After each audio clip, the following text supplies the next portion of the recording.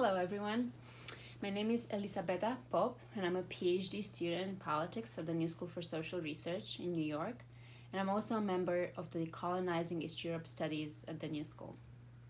Today, I'll be talking to you about Hitler and white asparagus, the pandemic in Romania. The COVID-19 pandemic in Romania, as elsewhere, exacerbated many chronic social, political, and economic ills. The reality of millions of Romanians away in the fields, construction sites, slaughterhouses, and nursing homes of Western countries was brought to the fore. As hotels, businesses, and restaurants were entering lockdowns in March in Italy, Spain, the UK, Germany, and France, and as borders were rapidly closing, Romanian migrant workers waited for hours at border crossings to return home. Many of the returnees were of Roma ethnicity, and the attention quickly turned to a familiar tune of criminals, illegals, beggars, murderers, prostitutes coming back from Europe to infest the nation. They were accused of returning to their gypsy communities where they didn't respect the norms of the quarantine or of the lockdown and made the infection spread from within. Visceral anti-Roma racism reared its head with even more impunity than usual. The centuries-old control, often violent, of the movements of the brown body of the Roma rehearsed a long history of oppression, mostly missing from the history textbooks today. The invisible invader needed a visible, blamable, infectable body and face. The people, authorities, and the media, new and old, found the tangible body and face of the other in the returning migrants and quickly in the whole Roma community. Despite the fact that the majority of Romanians didn't learn in school about the Holocaust, about what happened to the Roma Romanians during World War II, many criticized Hitler in their comments for not finishing his job with the genocide of the Romani people, who are now here spreading the disease by not following the quarantine rules and behaving as they always do with impunity. Familiar insults amplified online depicting all the Roma as irresponsible, lazy, with no care for consequences or harm to others, a burden on the state.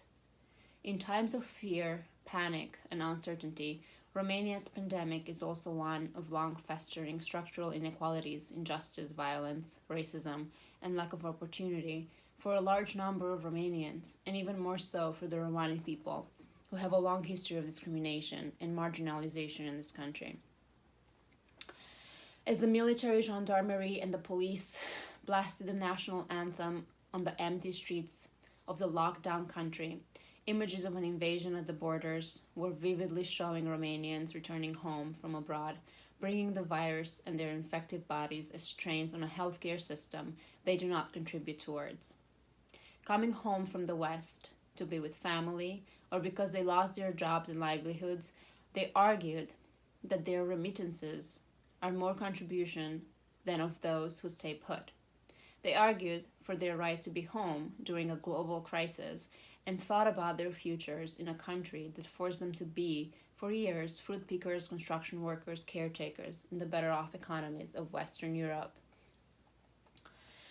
Meanwhile, it is white asparagus season in France, Germany, and other parts of Western Europe, but there is nobody to pick them. So Romanians were called back into the fields of Germany after the country cracked its borders slightly open to allow the agricultural workers to return during the pandemic so there won't be a shortage of food.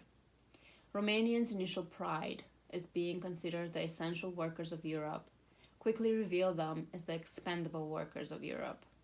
Promises of health safety, good salaries, humane working conditions, and measures to protect them from the coronavirus were kept only by a few of the employers.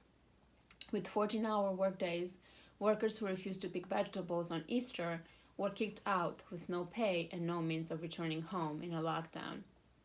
The fancy media campaigns of hashtag Stai acasă, stay home, and hashtag Unul suntem toți, we are all one, are in stark contrast with the realities of those who don't have a proper home, a way to wash their hands, and don't have the income to wait it out, such as the Roma living in communities without running water, plumbing, or electricity, with reduced and substandard access to education and healthcare, or those boarding chartered planes for the white asparagus fields. Hashtags are nice and comfortable calls to solidarity for those who can stay home, but they do not fit or question the persistent real problems that will not go away after the pandemic, such as pervasive racism and the factors that push so many Romanians to leave their children in the care of grandparents and aunts for years while they make a living in the West.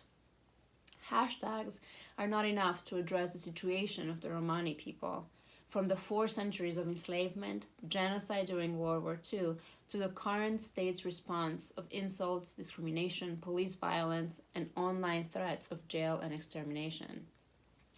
Hashtags are part of a Romania that imagines itself ordered, rule-obeying, and in line with the rest of the world. It coexists, however, with a country that still operates on and functions by routinely disobeying rules and social norms when parking, bribing a doctor before surgery, or retiring politicians, millionaires after a lifetime of public service. All the doctors of the oncology section and the majority of its nurses and medical staff in the city of Botoșani got infected with the novel coronavirus because the state failed to provide protective gear, and not because of the Roma. The police have handed out millions of euros worth of fines to respectable nationals who defied the lockdown by taking their goldfish for a walk, or to those who wanted to enjoy spring with a barbecue in a forest near Bucharest. But headlines quote Commissioner Berbeceanu, advisor to the Minister of Interior, saying, after clashes between police and Roma communities, quote, violence will be met with violence, and there will be zero tolerance with the rogues, end of quote, referring to the Roma. Online comments take it many steps further. An employee at the international airport in Bucharest posted on Facebook a video he took of Romani travelers returning home from England with his derogatory commentary on the background and his colleagues' remark that they stink. The comments the video gathered on different platforms invoke Ion Antonescu, the general responsible for the deportation and extermination of thousands of Roma and Jewish people in World War II.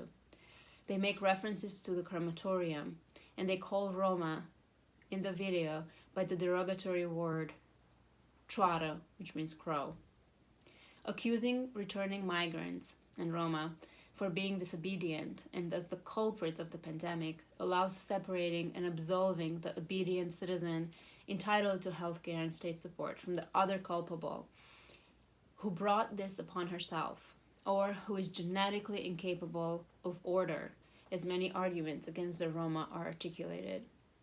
At the same time, it allows avoiding deeper questions about the root causes of inequality and discrimination. NGOs and Romani writers and intellectuals, mostly living abroad, have called out the neo-Nazi type of racism and argued for the urgency of improving living conditions in overcrowded Romani settlements, where the dangers of fatal COVID-19 infections are higher due to the pre-existing conditions, as well as lack of water, proper nutrition, electricity, or plumbing. But before any of this makes sense to a larger society, there is the need for the bodies in the white asparagus fields and the brown bodies in the Romani settlements to be seen as equal and as valuable as everybody else's. The pandemic is creating new spaces where change and transformation can happen. The epidemic and the response to it has made certain behaviors and issues no longer ignorable and brought them out from under the carpet where they have been accumulating for a while. Structural inequality, marginalization, discrimination, and racism have existed and manifested in Romania before the pandemic. Now there is the opportunity to really address them as the society has the chance to reimagine itself and build a community where all could be one. Thank you.